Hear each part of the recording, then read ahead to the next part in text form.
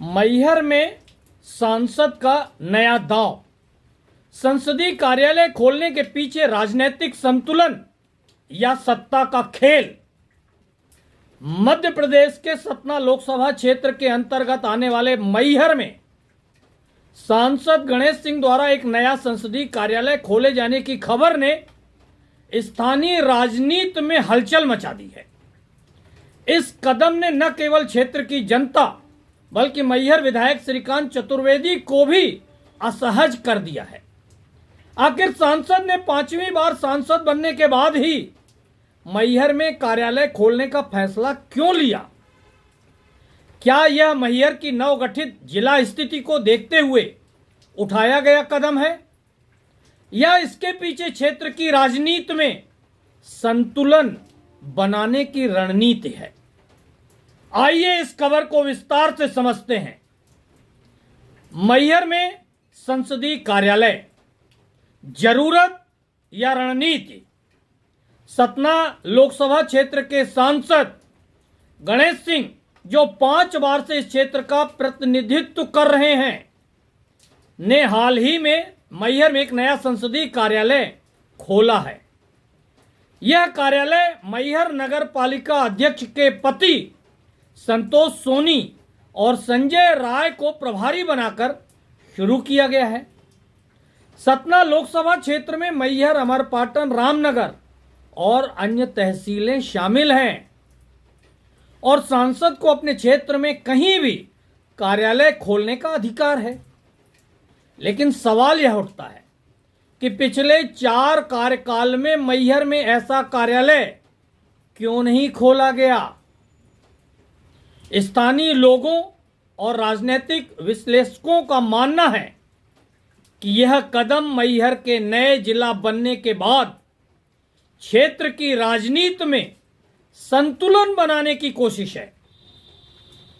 मैहर को सितंबर 2023 में मध्य प्रदेश का 55वां जिला घोषित किया गया था, जिसके बाद स्थानीय राजनीति में सत्ता का केंद्र मैहर विधायक श्रीकांत चतुर्वेदी के इर्द गिर्द सिमटता नजर आ रहा था।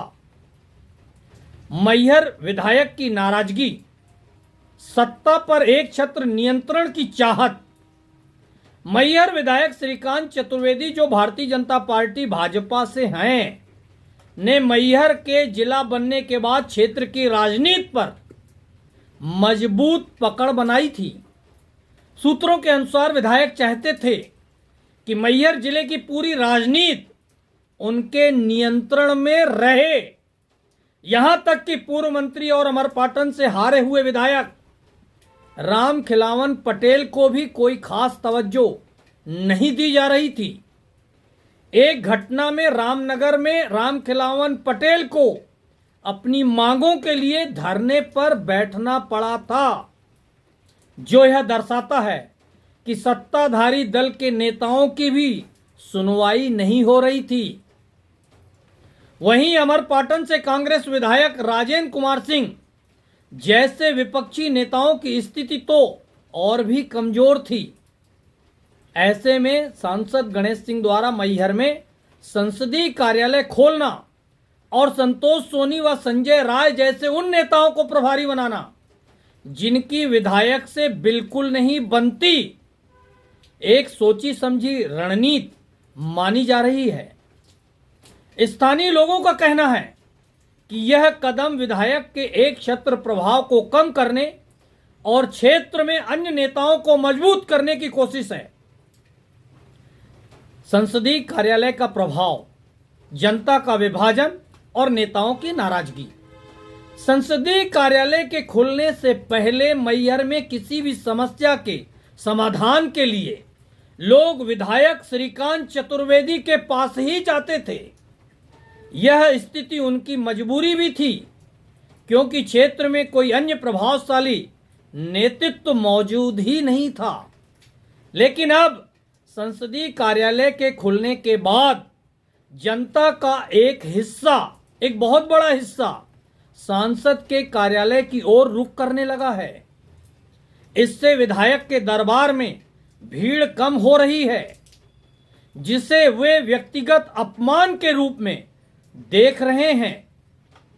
स्थानीय विश्लेषकों का कहना है कि नेताओं के लिए अपने दरबार में भीड़ का बने रहना उनकी सियासी ताकत का प्रतीक होता है।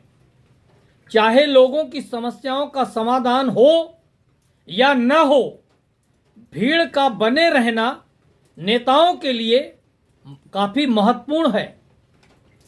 लेकिन सांसद के इस कदम से जनता का विभाजन हो गया है और यह देखना दिलचस्प होगा कि यह टकराव क्षेत्र की जनता को कितना लाभ पहुंचा पाता है।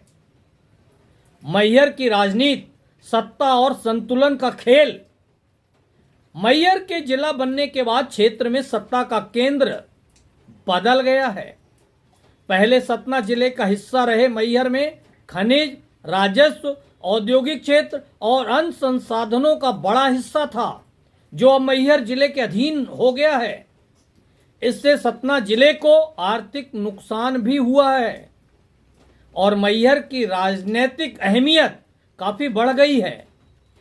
सांसद गणेश सिंह ने इस बदलाव को भांपते हुए मैहर में अपनी उपस्थिति मजबूत करने की कोशिश की है।